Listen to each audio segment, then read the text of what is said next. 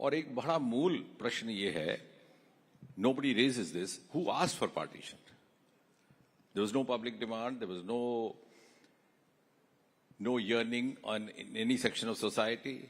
It was just the ambition of two individuals, Nehru and Jinnah, because you couldn't have two prime ministers in a single country, so they carved out one each for each one of them. And the British Empire made the best use of this ambition of theirs to divide. In fact, Mountbatten initially had another plan to divide it into three parts: Hindustan, Pakistan, or Princesstan. Thankfully, thanks to Sardar Patel, he didn't let that happen. But जो बुनियादी सवाल जो कहीं नहीं बोला जाता वो ये है कि in fact, while the so-called political protagonists of Pakistan were demanding an Islamic state or Islamic nation on the basis of two-nation theory, the common man, even in the Muslim community, was opposed to it.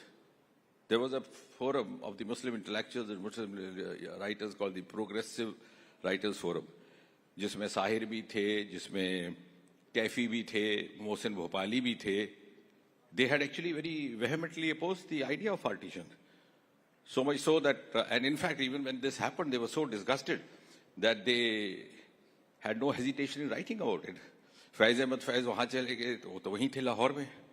तो वहाँ से उन्होंने लिखा कि ये दाग दाग उजाला, ये शब गुज़ीदा शहर, वो इंतज़ार था जिसको ये वो शहर नहीं. When he saw the riots happening. And Sahir went to Pakistan actually, but he stayed there for about 2 years. I think somewhere towards the end of 1949, he came back, very disgusted. And he wrote immediately, कि रहबरे मुल्क बता, ये किसका लहू ये कौन मरा. And then later on, a few years later, he went on to write another beautiful poem, which of course Raj Kapoor incorporated in one of his movies.